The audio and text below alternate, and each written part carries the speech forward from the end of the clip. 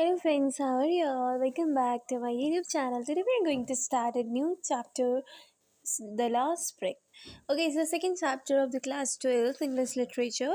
So today we are going to discuss about its summary. Okay, so what is this chapter about and what does it says?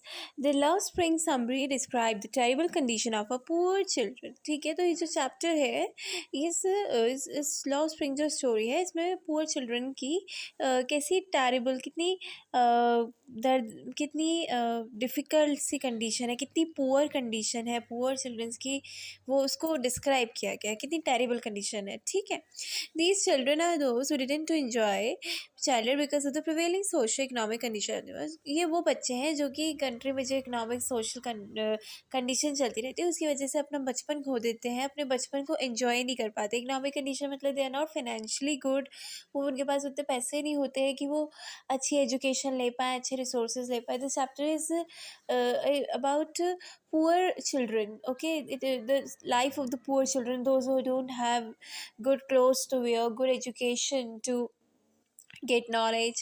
Okay, so this is something that one can see all over the world. ये वो चीज़ है जो हर कोई देख सकता है कि मतलब कि किस टाइप के बच्चे हैं, ये भी कैसे बच्चे हैं, इस टाइप के बच्चे भी एग्जिस्ट कर रहे हैं जिनके पास कुछ नहीं है, वो कैसे जी रहे हैं. This children don't have the opportunity for schooling, इनके पास स्कूलिंग की भी अपॉर्चुनिटी नहीं होती है. There is a lot of pressure on this children to enter into a labour early in life. तो इनकी फैमिली की तरफ से बहुत प्रेशर होता है कि आप कम उम्र में ही काम शुरू कर दो. These unfortunate children are force into labour, इनको बचपन से ही इनको फोर्स किया जाता है कि काम करो because their financial condition is not good, so they are force to join the labor.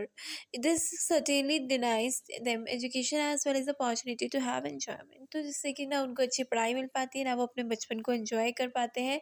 तो author Anees Jung raises voice to eliminate child. तो इसमें जो ऑथर है वो स्टोरी में क्या कह रहे हैं, चाइल्ड लेबर को ख़त्म करने की बात कर रहे हैं. Chung does so by raising awareness regarding child education and strict law enforcement against child labor. तो ये सब कैसे कर रहे हैं कि चाइल्ड के लिए अवेयरनेस फैला के और उनको अच्छी एजुकेशन दो और कुछ स्ट्रिक्ट लॉज बनाओ अगेंस्ट चाइल्ड लेबर. मीन्स बच्चों से काम नहीं कराया जाएगा, उनके लिए एक लॉज बने हैं उसके लिए एक स्ट्रिक्ट लॉज है कि इस एज तक के बच्चे काम नहीं कर सकते हैं. ठीक है, तो वो इस स्टोरी के थ्रू अवेयरनेस क्रिएट करना चाहते हैं among people. Okay, the call is to put an end to the exploitation of children. ठीक है, उनका मेन जो मोटिव है वो क्या है कि बच्चों को बर्बाद मत करो, बच्चों को उनसे जीवन मत छीनो. They have the right to education, have the right to enjoy their childhood. Okay, this way the children will be able to enjoy the days of the spring and have fun. ठीक है, तो इस ऐसे ही तो spring के season जो है वो काफ़ी अच्छा माना जाता है. तो इसमें वो डिस्कस करेंगे कैसे चिल्ड्रन जो है वो एंजॉय करते हैं इन डेज़ को और कैसे हंसी मजाक करते हैं, खुश रहते हैं ना.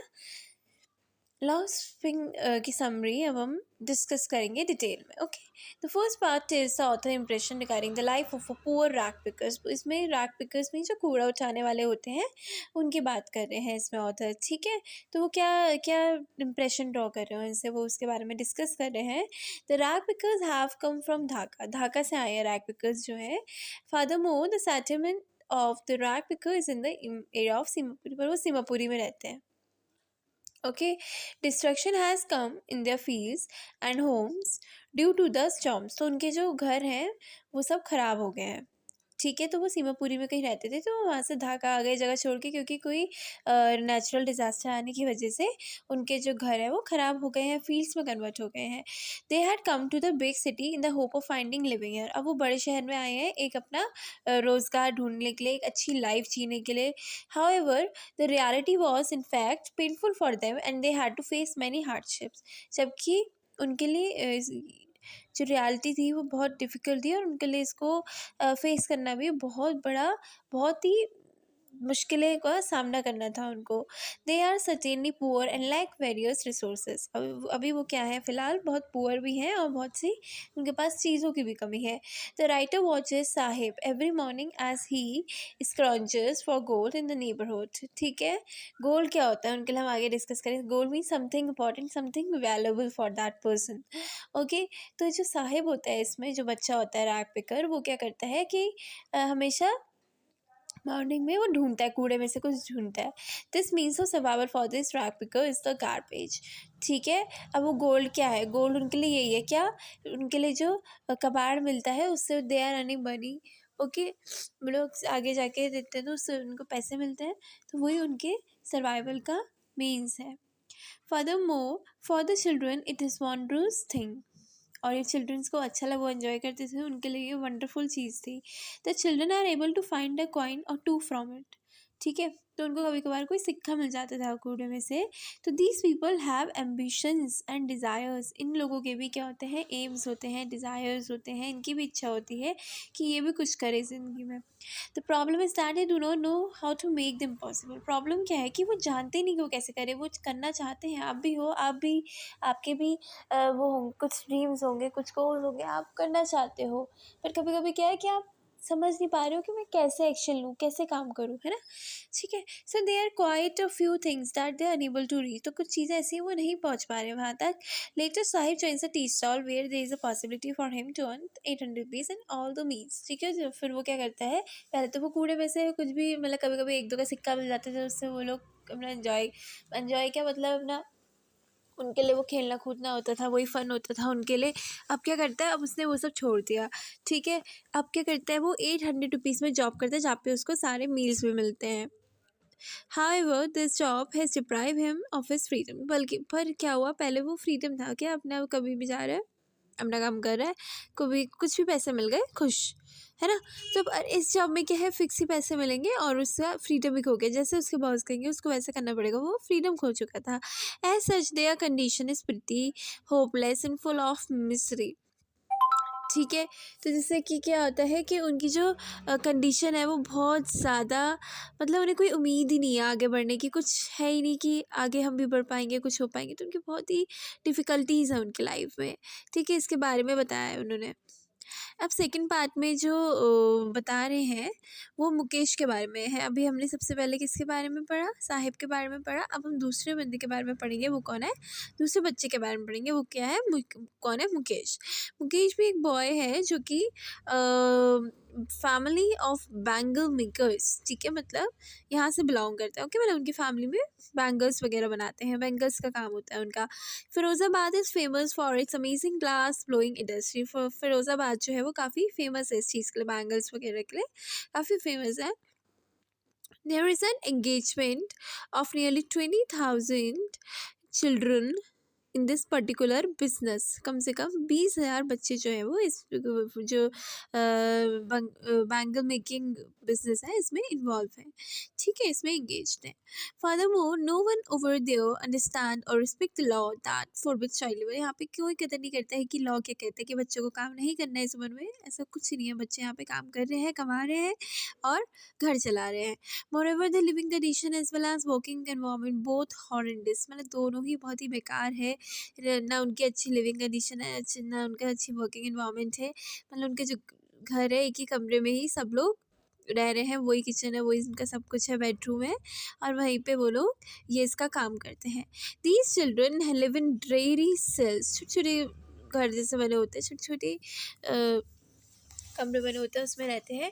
Also they work close to hot furnaces, और वो गर्म अंगीठी होती है उसके पास काम करते हैं। This is certainly very dangerous as it makes these children blind when they enter. बहुत ज़्यादा डिफ़िकल्ट होता है, बहुत डेंजरस होता है, क्योंकि जब बच्चे बड़े हो जाते हैं तो तब तक उनकी आँखों की रोशनी ही ख़त्म हो जाती है, कि बचपन से ही वो ऐसे बिल्कुल इतनी बारीकी वाला काम करते हैं, तो उनकी आई साइट वीक हो जाती है, क्योंकि बहुत ज़्यादा स्ट्रेस पड़ता है उनको आइज़ में। Furthermore, these children have to deal with the pressure of debt, और इन्हें कर्जों के प्रेशर से भी इनको काफ़ी डील करना पड़ जाता है। कर्जे ले लेके भी काम करते हैं, फिर उसके बाद उनको पे ऑफ करना पड़ता है। मोreover they are unable to think of a solution to solve this, मतलब उनकी प्रॉब्लम सॉल्व ही नहीं हो पाती, उनकी प्रॉब्लम बढ़ती ही चली, प्रॉब्लम प्रॉब्लम प्रॉब्लम प्रॉब्लम, उनकी प्रॉब्लम बढ़ती ही चली आती है, उनके सॉल्यूशन फाइंड करना उनके लिए इतना डिफ़िकल्ट हो जाता है। There is no way for these children to come out of this trap, तो वो उनके लिए कोई तरीका ही नहीं बचता कि वो इस मुसीबत से कैसे बाहर निकले, उनको कोई सॉल्यूशन ही नहीं मिलता है। ठीक है, the police man bureaucrats, middle man, politicians, ये सब क्या करते हैं, इनकी प्रोग्रेस को ख़त्म करते हैं। कैसे? The women in the house will consider to the destiny और फेट। वो मैं कहते हैं हमारी किस्मत ही ऐसी है, हमारी किस्मत ये है कि हमें ऐसे लोगों के साथ ये लोग हमारी लाइफ जो है वो ख़राब करते हैं। क्योंकि जो पुलिसमैन होते हैं वो भी उनको पनिश करते हैं छोटी-छोटी चीज़ों के लिए, और मिडलमैन वगैरह पॉलिटिशियंस जो होते हैं उनके नए-नए रूल्स आते हैं उनको, जिससे कि उनके बिज़नेस में कुछ ना कुछ डिफ़िकल्टीज़, कुछ ना कुछ हिंड्रेंसेस क्रिएट होते हैं। As a result of such thinking they just follow the established tradition. ठीक है, उनकी सोच है वो है कि मतलब जो शुरू से उनके काम करते आ रहे थे घर में मेंबर्स जनरेशंस, वही वो आगे भी कैरी ऑन कर रहे हैं। उनकी थिंकिंग में कोई चेंज ही नहीं आया है। ठीक है? There is something different about Mukesh. पर मुकेश थोड़ा अलग था। मुकेश का औरों की तरह एक ही नहीं ट्रेडिशन काम करने का उसका कुछ ऐसा इरादा नहीं था। दिस इज़ बिकॉज मुकेश ऐसा बिग ड्रीम, जो मुकेश जो था उसके बड़े सपने थे, बड़े ख्वाब थे। वो भी बाहर की दुनिया देखना चाहता है, बाहर की दुनिया कितनी खूबसूरत है। क्योंकि वो एक छोटी सी फैमिली का बच्चा है जहाँ पे कुछ नहीं है, कोई फाइनेंशियल रिसोर्सेज नहीं है, जहाँ पे बचपन से ही बच्चे को मेहनत करनी पड़ी है अपना पेट पालने के लिए, है ना। He has a desire to become a motor mechanic in future. So उसका क्या डिज़ायर होता है, उसका ड्रीम होता है कि वो अपनी लाइफ में मोटर मैकेनिक बने। The garage is far away from where he lives but he has a determination to walk. ठीक है, तो क्या है कि उसको बहुत इच्छा है कि वो मोटर मैकेनिक इंजीनियरिंग का काम सीखे और वो अपना गैरेज खोले। पर वो गैरेज जो होता है वो बहुत दूर होता है उसके घर से। ठीक है, पर तब भी उसके अंदर करने की क्या होती है, चाहत होती है। अब इसका कंक्लूजन क्या है? Law spring summary give us N analysis of the impoverished condition faced by many children that consume them to life of pain। ठीक है, तो वो कह रहे हैं कि बहुत से बच्चे हैं ही नहीं, इवन आपने भी देखे होंगे, ऐसे बहुत से बच्चे हैं जिनको एक अच्छा लाइफस्टाइल नहीं मिल पाता है, जिनकी लाइफ में बस पैसा कमाना ही उनका मोटिव रह जाता है। बस वो उनका यही मोटिव है कि हम कैसे पैसा कमाएँ, कैसे लाइफ स्टाइल, उनके पास एक अच्छी लाइफ होती ही नहीं है। उनके पेरेंट्स उनको दे ही नहीं पाते हैं उतनी अच्छी लाइफ। उनकी लाइफ में डिफ़िकल्टीज़, प्रॉब्लम्स होती है, वो एजुकेशन भी नहीं मिल पाती, जिसकी वजह से वो इतने नॉलेजेबल नहीं होते हैं, चीज़ों को इतना कैप्चर नहीं कर पाते हैं, है ना? So this was all about law spring summary, a very short summary.